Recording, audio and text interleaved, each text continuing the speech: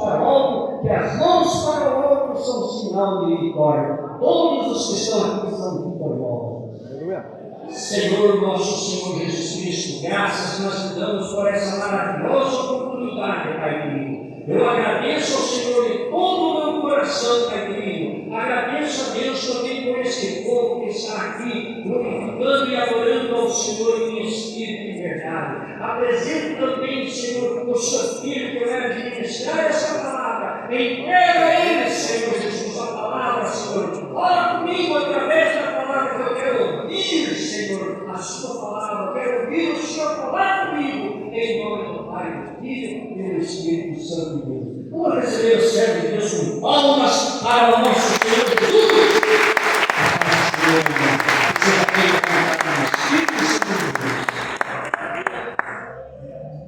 Glória a Deus. Glória a Deus. Os outros irmãos com a paz do Senhor Jesus, amém? Amém. Quem está feliz, diga glória a Deus. Glória a Deus. Aleluia, Jesus. Estamos bastante felizes, de estar aqui na presença de Deus, onde Deus tem feito presença aqui nessas manhãs, manhã, tarde e noite, né? Glória a Deus. Estamos pedindo a Deus para Deus nos dar força, para nós, para nossos obreiros, para os nossos músicos que estão aqui e para todos os membros da nossa casa, né, irmãos? E também os congregados que estão ajudando, que Deus abençoe vocês. Amém, irmãos? Glória a Deus. Então, nós vamos fazer já uma oração aqui pedindo a Deus neste momento, para que Deus venha abençoar ricamente, né? Eu vou pedir para os pastores aqui, esse pastor ali já ungir essa compra aqui, né, irmãos? Esses arroz aqui, irmãos, foi uma alemã lá do Japão que doou para a pessoa. A esposa do Japão, ela mandou o dinheiro e nós compramos, né, irmãos? Ela falou assim: vou, quero ajudar a assistência. Mandou dinheiro, a gente foi lá e comprou, né? Para faltando arroz e incluímos aqui, né? Daí temos também os arroz aqui, né? Os alimentos que os irmãos trouxe, né? Está consagrando, né? Que Deus abençoe vocês. E quando puder ajudar, irmãos, ajuda, certo? A assistência que tem ajudado aqui muitas pessoas, tem abençoado muitas pessoas, certo? E é nisso que a gente vê a diferença, né, irmãos? Quando a pessoa chega aqui, nós não só orar por ela, mas também abençoar aquela pessoa que precisa de uma cesta básica, né? Estenda suas mãos para cá. Soberano Deus, Deus maravilhoso. Te apresentamos aqui, Santo Deus querido, essas cestas básicas que estão. Senhor Deus, aqui estão os mantimentos, Senhor Deus amado. Peço, Senhor, para que o Senhor venha consagrar, Senhor Deus, para que o Senhor venha abençoar ricamente, Santo Deus amado. Ajudando, Senhor Deus, os teus servos que vão estar, Santo Deus amado, fazendo essa cesta e vão estar distribuindo, Senhor Deus querido. Te peço, Senhor, para que o Senhor venha abençoar, Santo Deus, cada um que tem, Senhor Deus amado, contribuído.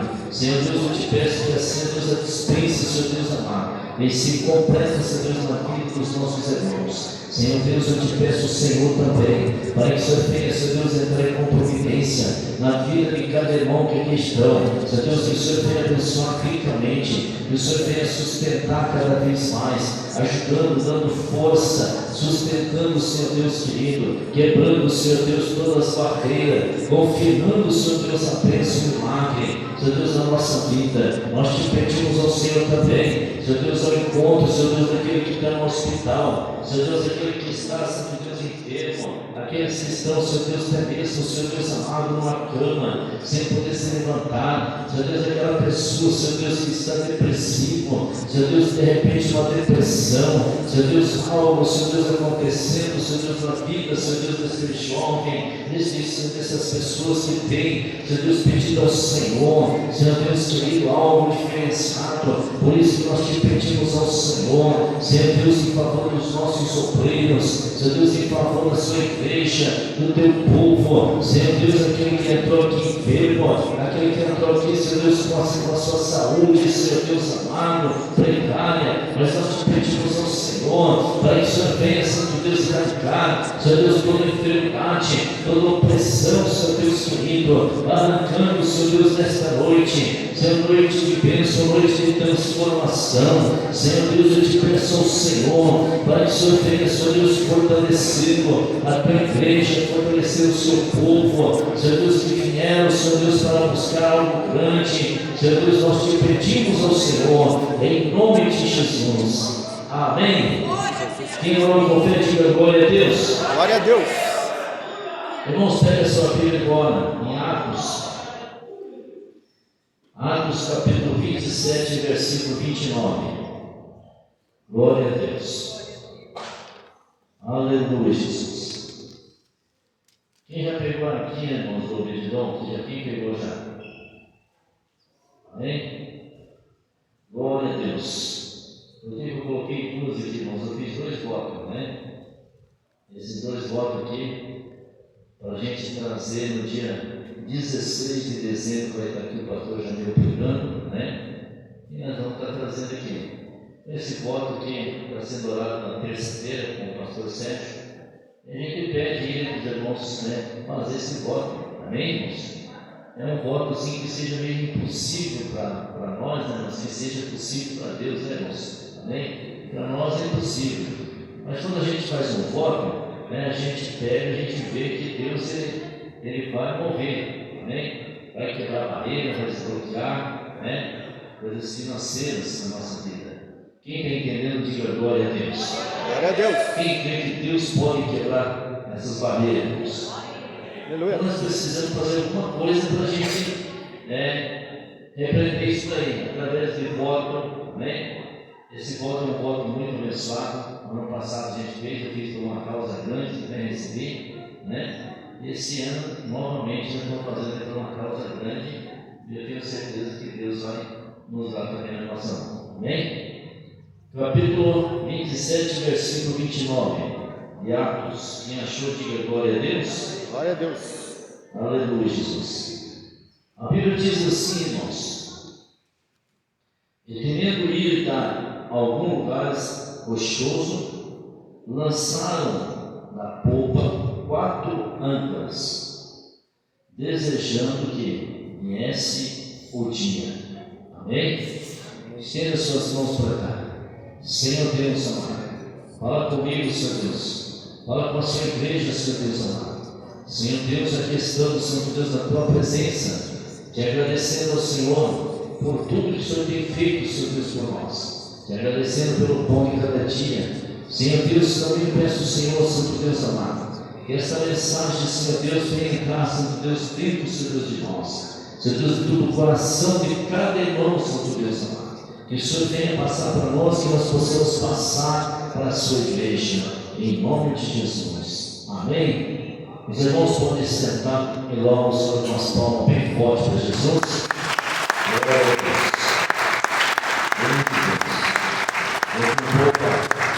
Agora vai ser mais né? Mais um pouquinho. Glória a Deus. Nós vamos meditar aqui nesse capítulo aqui. Se os irmãos quiserem ficar com a Bíblia aberta, aí pode ficar, entendeu? Nós vamos meditar um pouquinho aqui e a gente vai falar um pouquinho, né, irmãos? Só voltando um pouco lá atrás, né, irmãos?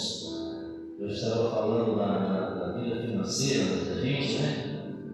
Em 2017, eu precisei fazer um empréstimo de 30 mil reais. Né? E eu estava tentando negociar com a Caixa e eu não conseguia, né, aquele empréstimo de 30 mil reais. E fui lutando, né? Daí tinha uma pessoa que estava do meu lado e escutou eu falando, né, com o banco e tal, né? E aquela pessoa chegou para mim e falou assim: Elias, você está tentando fazer um empréstimo no banco? Eu estou tentando fazer, né? Mas é difícil, né? Vocês estão pedindo muita coisa, estão cortando e tal, né? Mas eles se vão ver lá, né? Ela falou assim: não, mas você está ficando doido, fazendo empréstimo de banco, né? Pois é, mas se eu fazer de banco, não fazer como, né? Não tem outro jeito.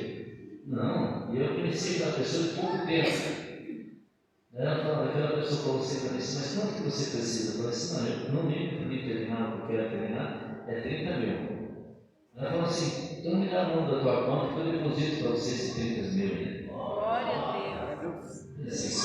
Nossa, mas é muito, né? Eu falei assim, já vou combinar como que vai ser pago isso aí. Eu falei assim, não, eu no máximo de 500 reais por mês eu não consigo pagar. Já fui falando para ver se a pessoa me desanimava, né? Me emprestar o dinheiro para mim, né?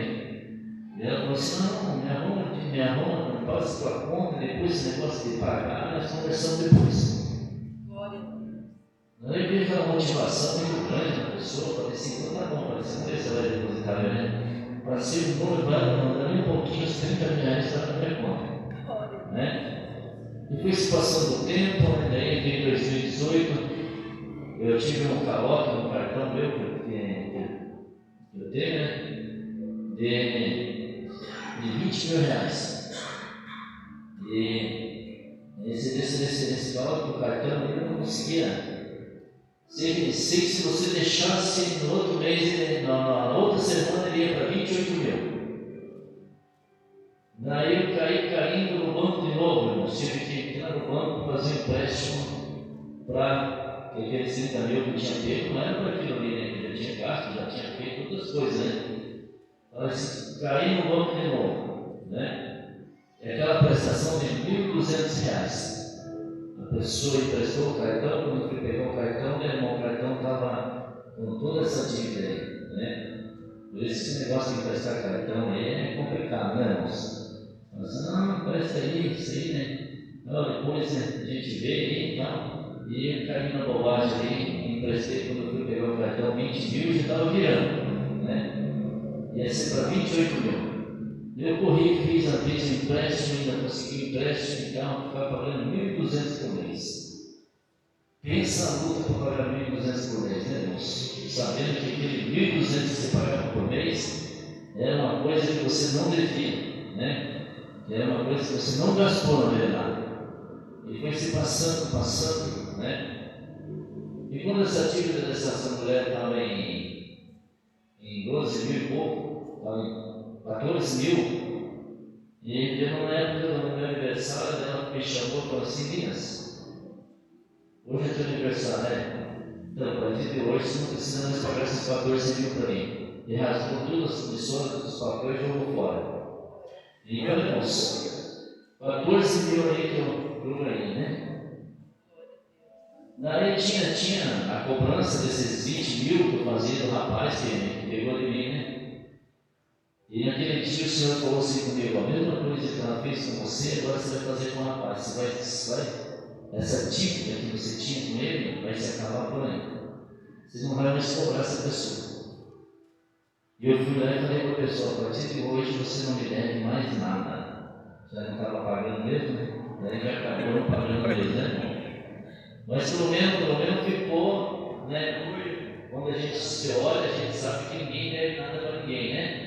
Então, o que eu quero dizer com isso? Que nós precisamos ter paciência e que Deus vai resolvendo tudo aquilo que nós precisamos que seja resolvido. Naquele momento parecia que não tinha saída, mas Deus deu saída. Amém?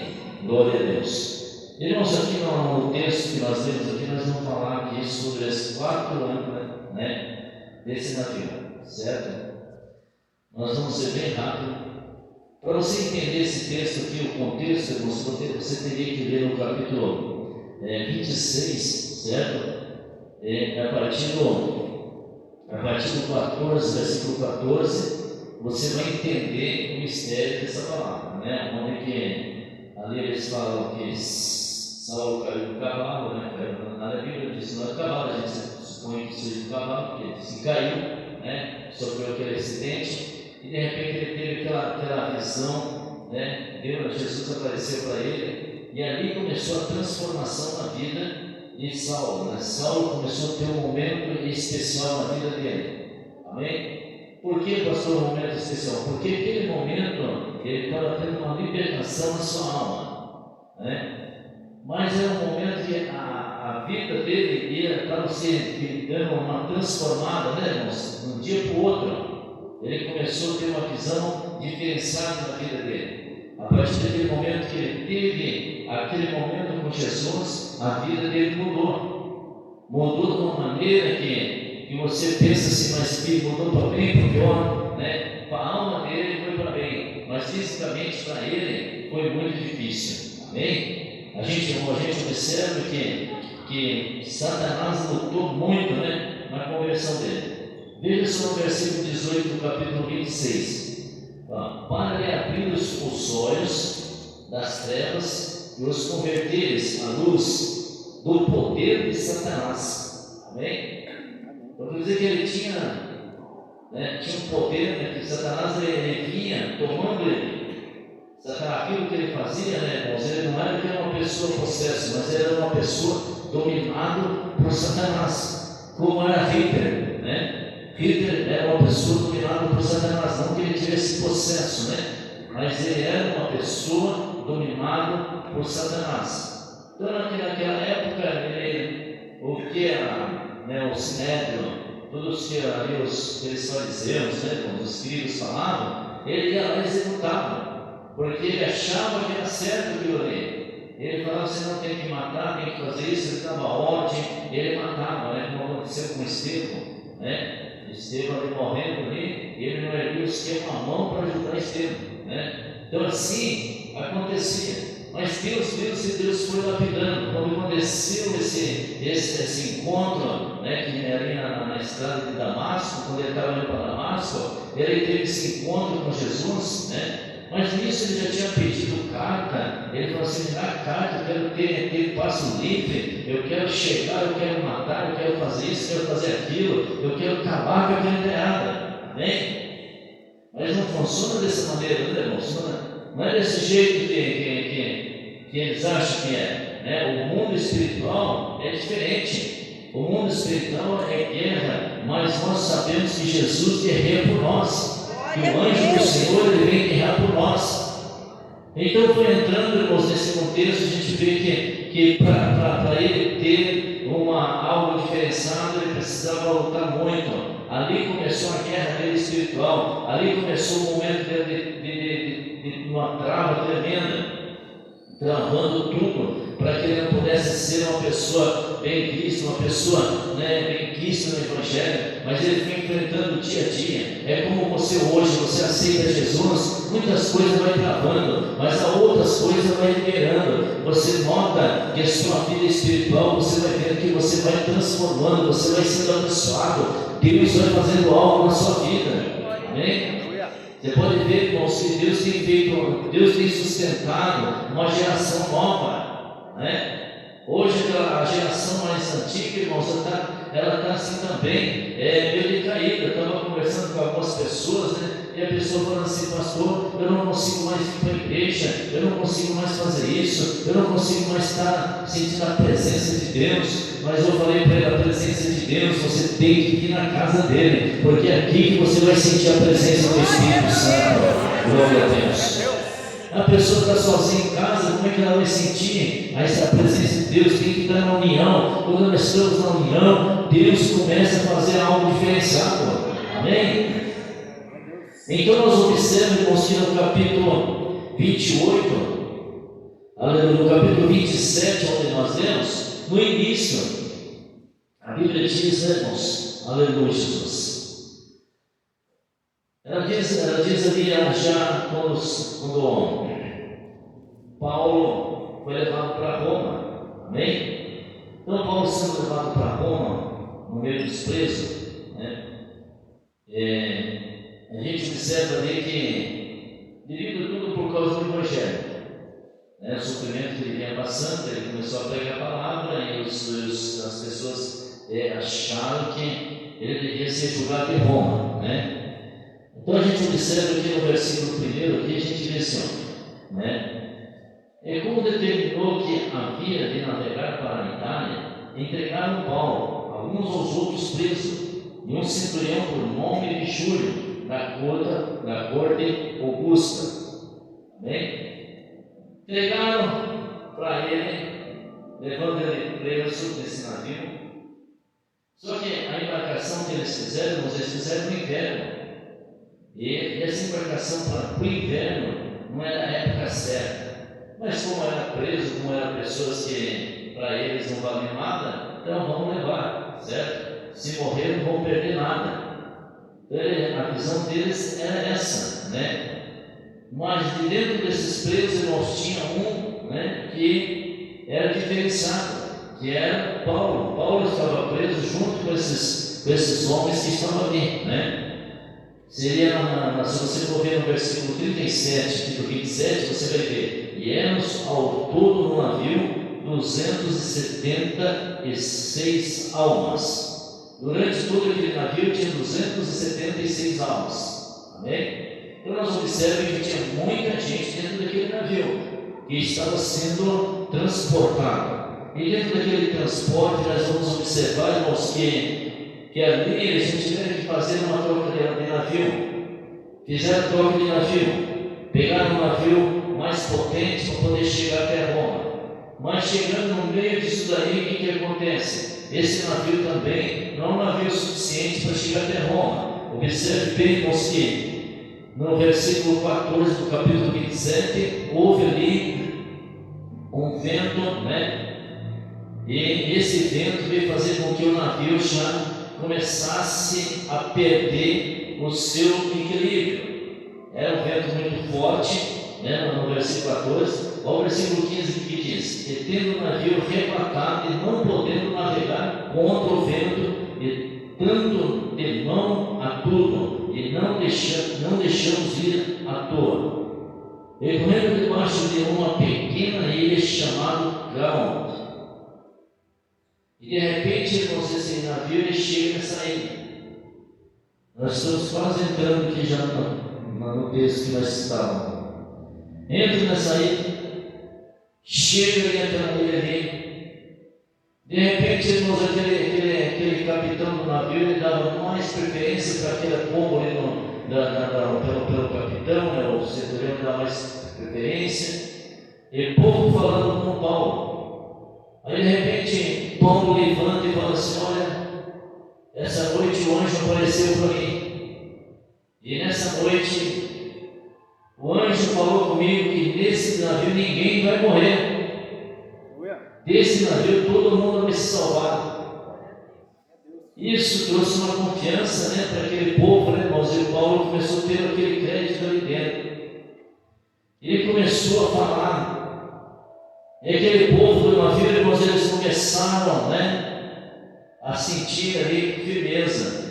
No versículo 23 aqui do capítulo 27, ele diz assim: ó, é porque na mesma noite o anjo de Deus, de quem eu sou e a quem sirvo, esteve comigo. Então o anjo de Deus esteve com ele,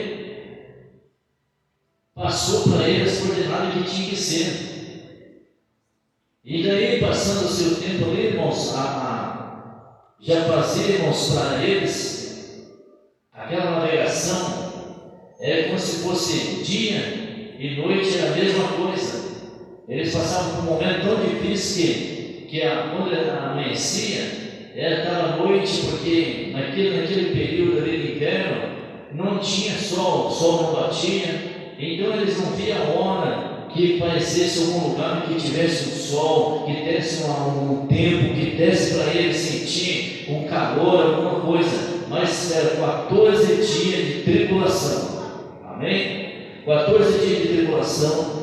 E nós observamos que nesses 14 dias, irmãos, começou-se a ter essa tribulação no navio. Foi aonde que eles pararam para colocar as âncoras.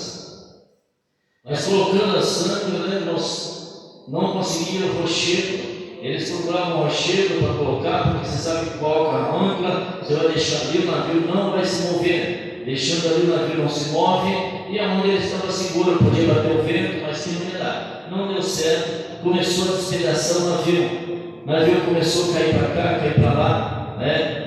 E de repente tiveram uma ideia: olha, vamos jogar os soldados dentro da água, porque vai ficar mais vazio, o navio vai melhorar. Mas como aquele centurião ele já tinha visto que Paulo tinha falado, que Paulo tinha comentado que ninguém ia morrer, né? Ele falou assim: não, ninguém vai ser jogado dentro do mar, nós vamos dar um jeito de se salvar. E ali, irmãos, dentro daquele navio, Paulo falou para eles assim: olha, salve quem puder. Amém? Salve quem puder. Você fez me lembrar lembrar agora daquele professor, né, irmãos, e o médico, né? De repente, os dois perguntavam ao médico e aquele que está no barco, ele chama aquele que tem no barco, barqueiro, né? Está no barqueiro. E o professor pergunta para ele assim: rapaz, você estudou? Não, nunca estudei. Então você perdeu a metade da sua vida, né? E o médico pergunta para ele assim, para ele também, né? Mas você não quis ser um doutor? Não, perdi metade, então você perdeu metade da sua vida. E daí começou uma turbulência no mar, e aquele barqueiro falou assim: rapaziada, nós vamos ter que nadar. Daí ele falou assim: nós não sabemos nadar, então vocês perderam toda a vida de vocês. Tchau. Né? Então fez entender, irmãos, que tudo aquilo ali, né? Se não tiver essa habilidade naquilo que você está, você não está bem. Então você tem que ter habilidade. E aí aconteceu naquele barco assim: olha, salve quem puder. E aí começaram, uns pegaram os que tinham ali os navios, pegaram os barcos, pegaram tudo que podia, mas ficaram aquelas pessoas que não sabiam nadar. De repente falaram assim: olha, pega os destroços do navio, aquilo que está se quebrando do navio, e tentem se salvar. E aí eles foram pegando, e conseguiram também se salvar, porque era uma promessa que eles tinham se salvar. Amém? Observando, irmãos, que eles conseguiram chegar até a ilha, todos aqueles que estavam ali, aquelas 276 almas chegaram até a ilha salva. Amém? Só para vocês entenderem. Então aí tem essas âncoras, onde que nós observamos essas âncoras. Dentro dessas âncoras, irmãos, eu vejo algum algo que dá para nós colocar por cada âncora dessa daí. Uma âncora dessa daí para nós, ela poderia ser o quê? Um momento onde nós podemos colocar como oração. A oração na nossa vida é uma âncora para nós. Quando nós começamos a orar, pedir a Deus, é uma âncora. E essa âncora é uma âncora que vai servir para te sustentar.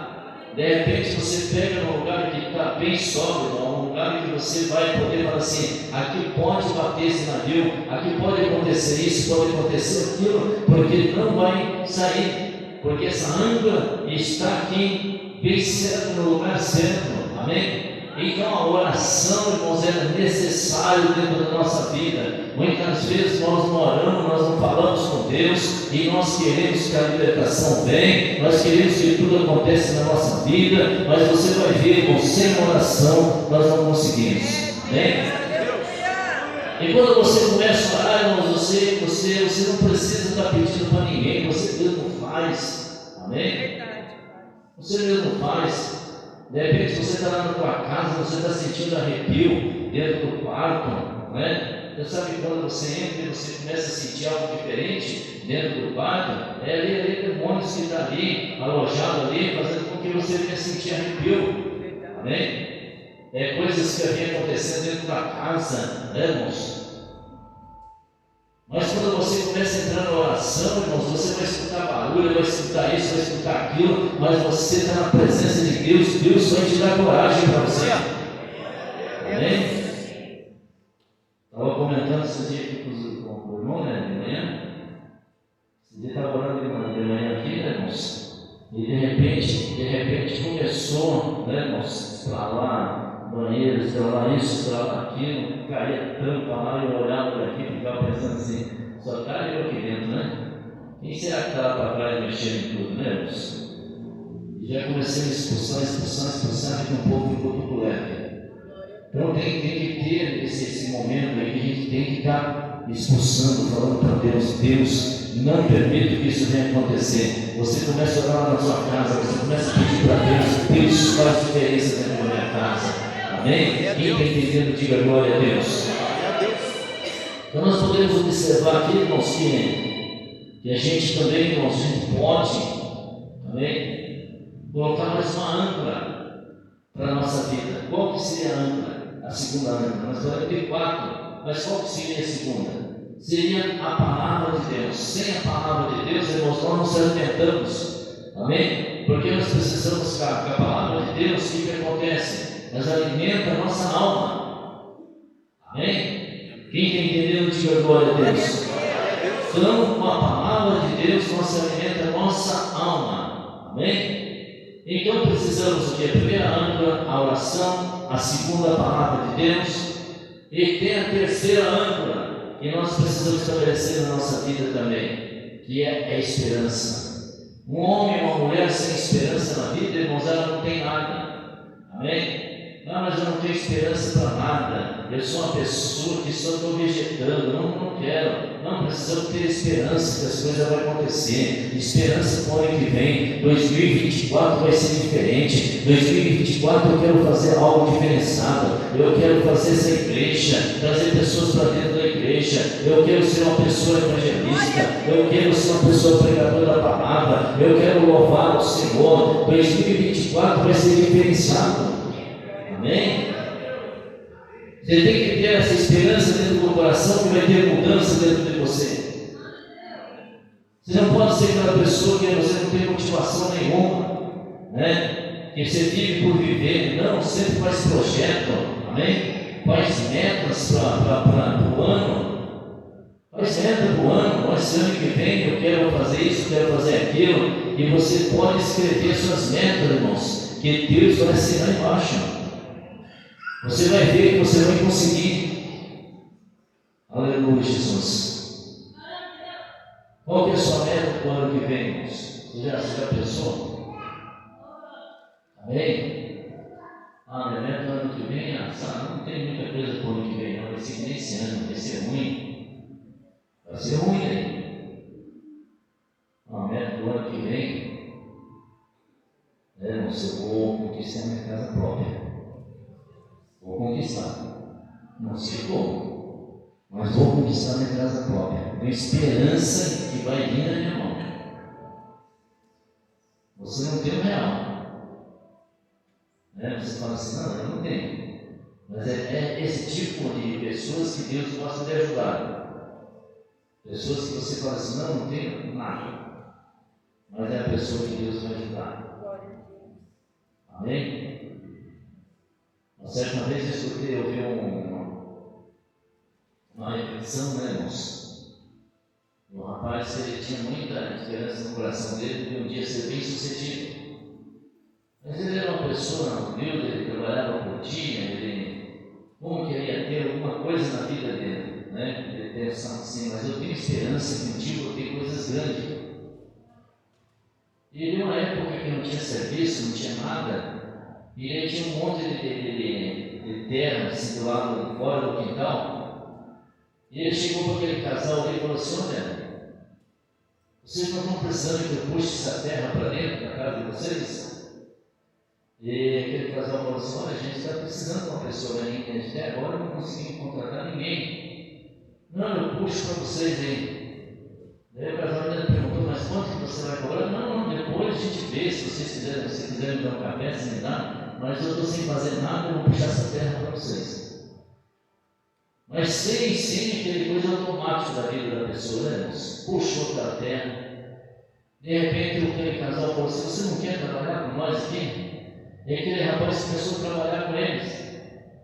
Daí ele falou assim, se você é casado, eu sou casado. Se tua esposa está sem serviço, ela não quer vir trabalhar aqui na minha casa, fazer limpeza aqui?